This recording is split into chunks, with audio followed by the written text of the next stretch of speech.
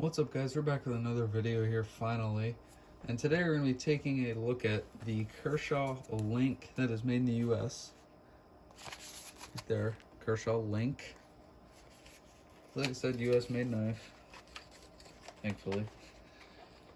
So you get your instructions. It comes in like a plastic bag thingy, but if you've seen a Kershaw box, it comes exactly like one.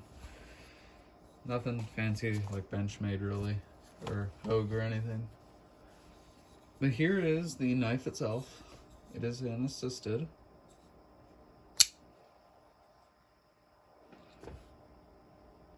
So it's kind of like a dividend or something like that.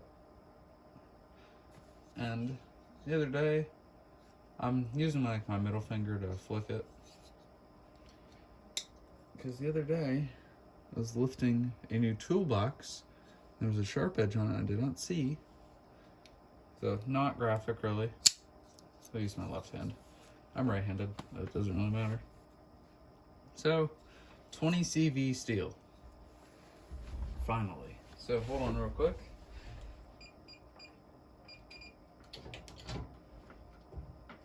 I wanted to grab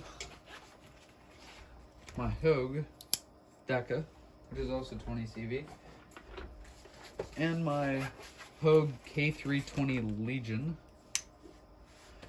So, real quick, this is S30V steel.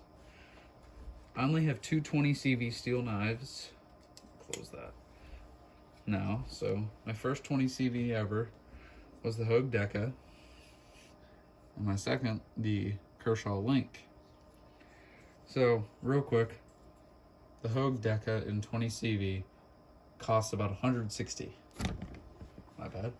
This costs around 90 to 100. I've seen them at 80. They're both US made knives.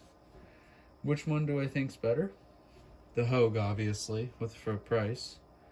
But sharpening, it reminds me exactly of a Benchmade bug out. This is a Benchmade bug out in S30. All of them that I've looked at. You see how like the edge is real thin compared to a Hogue? Look at the Hogue. That's not just an angle. It's actually like that. If you look, these two are about the same. I think the Kershaw's a little bit better than the bug out.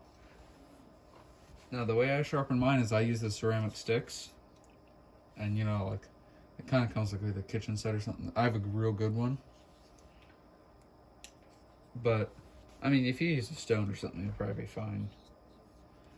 But that's just one of my complaints. So let's do. So I'm guessing this will be easier to sharpen. I've sharpened it a couple times, not real much because the edge retention is so good on them. But crossbar lock is automatically better, I'd say, besides like switchblades and stuff.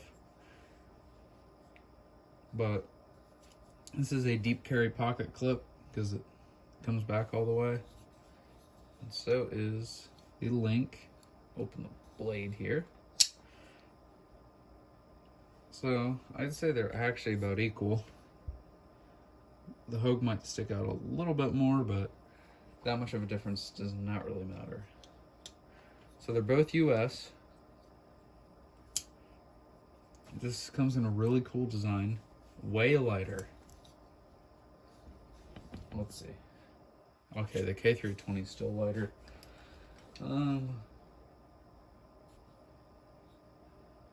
I'd probably, here, let me grab my 112. I know I'm shouting all these numbers out here. About the same weight as a Buck 112, which is the smaller version of the 110. Well, we got the Link out. Let's do some size comparisons. Against a 112, throw a 110 in there. Bug out. A320. Deca, and why not throw in a 285? Move the 285 over here. You can see it's probably about the same size as like a Bug Out or a 112 or something. So along those lines. Now, I'm a knife collector. I do carry knives, obviously. Leave them out.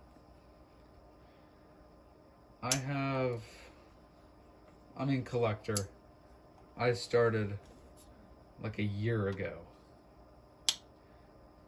And it might sound crazy, but I'm trying to go for like 100 knives a year. I know, it's really crazy.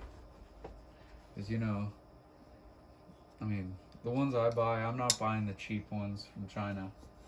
I mean, I have a couple of them, but I'm buying Spyderco, Buck, Kershaw. Oh, real quick, let's do a comparison of the Leak and the Link.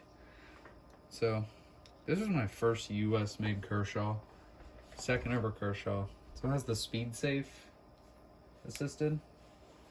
I'd say this is light assisted. This one, it's a bit heavier. It's not terribly heavy. And then, where is it? Then the RJ Tactical is a little bit heavier than the Leak, but it's in between. So, lightest, middle, heavier. The Buck, oh, what is it? There's a Buck knife. I forget what it's called. I know they have it in Narita or something, I think. I forget the name of it. It's something like that. That's a heavy assisted knife. That's almost auto. Not almost, but I mean, it shoots out real fast. I sold mine because I don't really like it.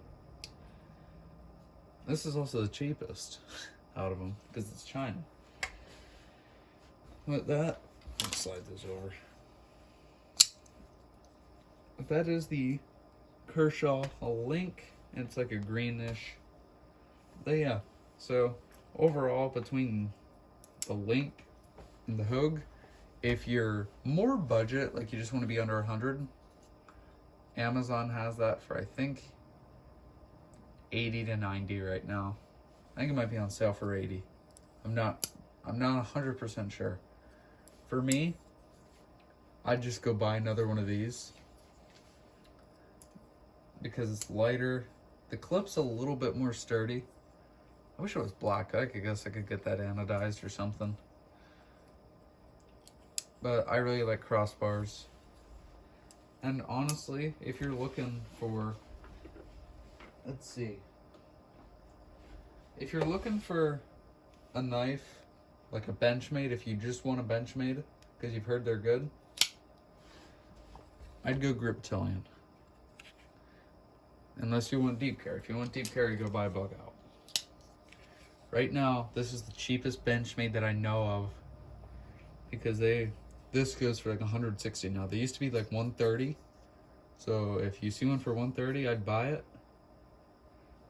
But yeah, they're both S30. They make this one in all different styles. And if you don't like the size of it, like you have a real smaller hand, there's two others. Let me close these blades here. So we're done with this today, which is the main review. There's the Mini. Benchmade makes minis of their knives, I know. So this Mini Bug Out and Mini Grip. Now I know exactly what you're thinking. So you're telling me you have an all black Griptilian, the big one, and you have an all black Mini. I know. They make this knife in that way. They don't make this in that. Griptilians, you can get almost anything. Bug Outs, unless you custom order, I think. Yeah. I don't really like the minis just because of my hand size, but yeah. So, this is a nice size knife. I have big hands. You can still see. The blade was a little bit bigger, but... So, that is going to be the end of the video today of the Kershaw Link And if you did enjoy, don't forget to like and subscribe. Thanks for watching.